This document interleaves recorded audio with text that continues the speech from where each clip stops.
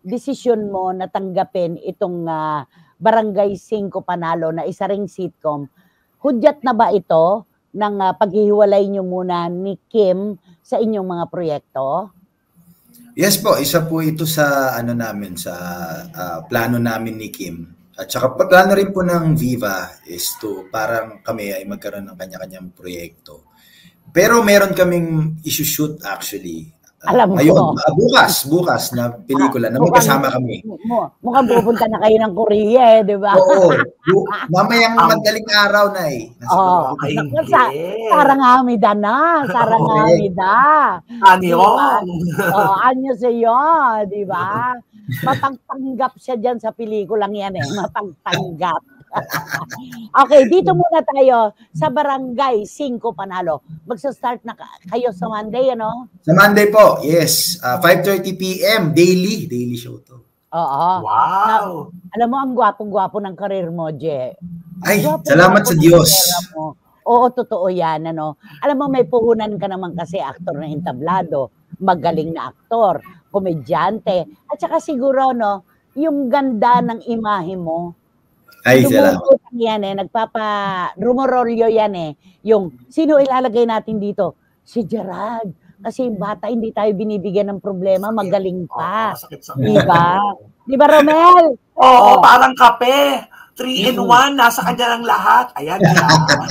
Totoo. Oo. Teka muna, kung ako ay isang ordinaryong mamamayan, paano ko sasali sa Barangay 5 Panalo? Ayun, sakto na sa April 5 po. April 5, may pa-audition po tayo para sa mga kabarangay natin. Ang gagawin lang po nila kung sila ay 18 to 50 years old, 18 hanggang 50 anyos, punta lang sila sa TV5 sa Novaliches. Tapos 1 p.m. to 5 p.m. may audition po doon kung sino ang gagawin naming contestants para sa araw-araw. At malay natin sila na yung may chance manalo ng jackpot prize. Ang jackpot prize kasi namin daily na pwedeng mauwi ay 100,000 pesos. Wow! 100,000? Yes. Naku naman. Alam mo, yung 100,000 yan, kailangan mo pang umabot ng 100 years old para bigyan ng gobyerno ng 100. Samantalang dito, sa Barangay 5 Panalo. Paano nangyari na Barangay 5 Panalo? Tapos, isa pa siyang, di ba? Sitcom, gag show, game show. Diba? Ano yun, Je? Ano to, idea po to nila Direk Percy Intalan. Yan po, at ng TV5. TMI, oo. Yes. Kung paano po ba magkakaroon ng isang game show na, pero bago yung hain, pero pamilyar, kumbaga. Madaling mag-grasp. Madali, magaan, masaya, tapos may prize. Mananalo ka. So, bakit nga naman hindi natin pagsamahin yung sitcom tsaka game show?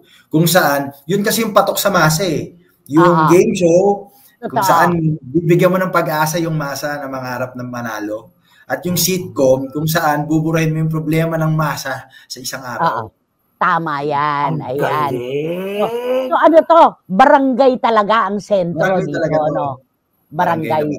Ang ganda, binibigyan ninyo ng pagpapahalaga ang mga kababayan natin na ika nga ay yung sa may ibaba, hindi sa itaas. Sa laylayan, Oo, totoo yan. Yan. Yung Barangay 5 Panalo, sino yung co-host mo dito? Ang co-host ko po dito si yung singer and musical actress po, si Kayla Rivera. Si Kayla, entablado rin. Oo. Entablado rin. Dito kaya ay walang kayang mabuong selosan sa pagitan ni Kayla at ni Kim Molina. Hindi pa tayo sure. Ano po, sa totoo lang, mas sila yung magkaibigan. Silang dalawa. Kasi nagkatrabaho po sila sa entablado pre-pandemic pa. Alam mo, sabi ng anak ko, yung nagdidirect sa akin, di ba work from home ako, si Rebo, si Revolution, mapakisabi po kay Gerald Napoles, sabi ko, pogi siya. Alam mo, fan na fan mo tong anak ko to. Sabi niya kanina, right choice ka raw para dito sa Barangay 5 Panalo. Napakaano mo nga. Hindi, totoo naman yun eh. Kami nga nila Romel, pag nagkukwentuhan na kami, isa ka sa ibinibilang namin dun sa mga hindi naaapektuhan ng popularidad. Sa totoo lang. Lagi. Kaya naman napaka-blessed mo, di ba? Thank you. Ano ang pakiramdam ng isang aktor na tulad mo na sa dinami-dami ng mga nangangarap, ikaw ang napipili para bumida sa mga ganitong programa? Ano po, lagi po, syempre, pagpapasalamat sa mga patuloy na nagtitiwala. Kasi nga, sabi ko po nung press con namin, ako po ay isa sa mga ehemplo ng mga artista na kailangan mo munang subukan para mapatunayan. Sa una, hindi ka magtitiwala. Meron pa nga silang, hindi naman pogi. May mga ganun pa nga. Kaya pa niyang dalhin yan. May mga ganun. Pero, kaya subukan pa mo. Di ba? Para mabalo. Papasalamat kasi may nakakapansin at nagtitiwala. At saka higit sa lahat, Nay, and nabibigyan pa kami kasi kami, talaga trabaho hanap namin. Pare-parehas tayo, trabaho hanap natin. Oo naman, lahat naman. Nabibigyan pa tayo ng pag-asa na magtrabaho pa. Nabibigyan ka ng magagandang oportunidad, kumbaga. Gaano kasaya ang pamilya mo sa nagaganap sa karera mo ngayon? Masaya. Inanay ko lang naman po talaga yung number 1 fan ko. Sobrang masaya yun. Nagugulat na lang siya kasi hindi ko po nasasabi kung ano yung nangyayari kung may bagong project. Nagugulat na lang siya pag nag-post ako. Tapos, lagi niyang tanong, talaga ba? Bakit ikaw?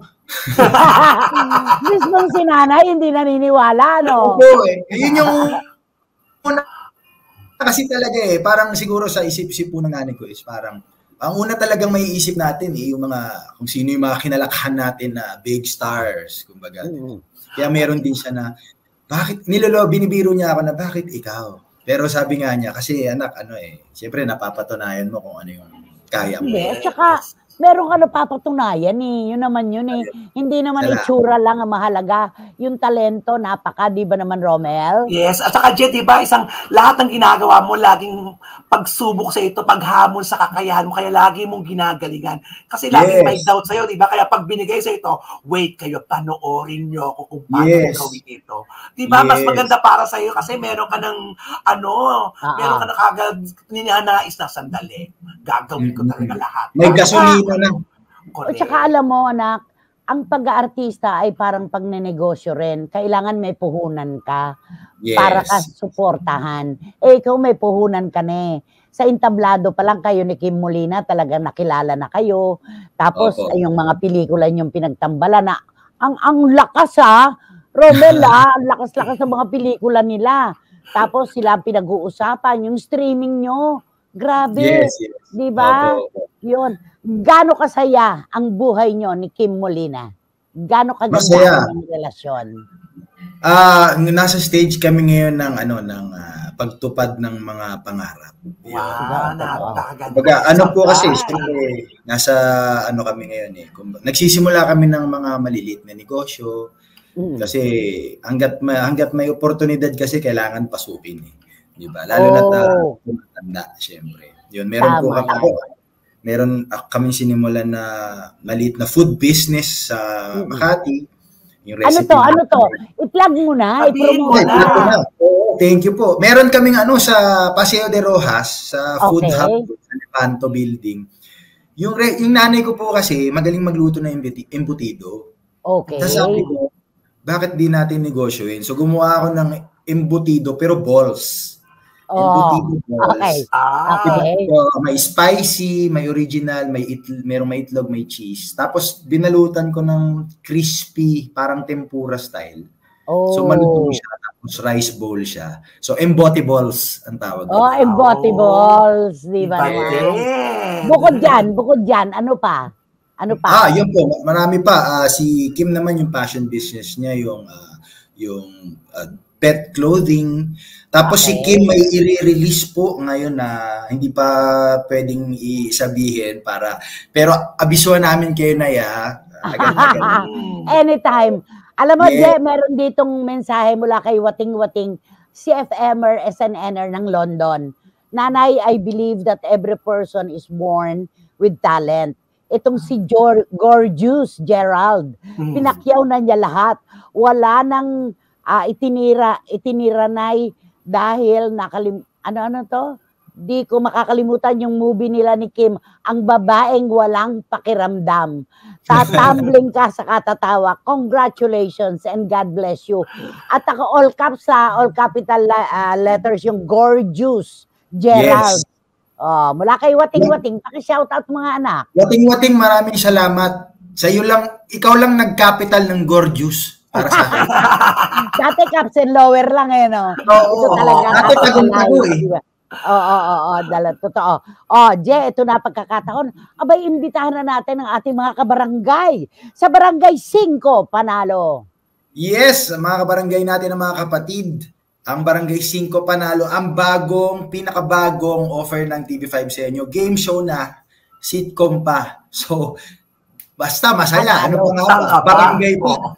Diba? Pwede ka pa manalo 100,000. Sa Lunes na po magsisimula, March 11, 5:30 p.m. to 6:30 p.m. bago po mag-Frontline Pilipinas. Yan po sa Primetime Todo Max. Araw-araw may mamimigay tayo ng 100,000 pesos sa mga di ba? At saka na-congratulate natin si Gerald kasi viral yung sa Netflix na yung Instant Daddy. Sabi ko nga sa'yo yung mga live stream nila, yung mga Instant Daddy na yan, viral yan. Anak, maraming salamat and good luck pa rin kahit na sanggana ka na sa mga good luck, di ba? Pakiyakap ng mahigpit kay Kim Molina para sa amin. Sige po, maraming salamat. Thank you so much. Ayan, Gerald Napoles. God bless. Okay, thank you.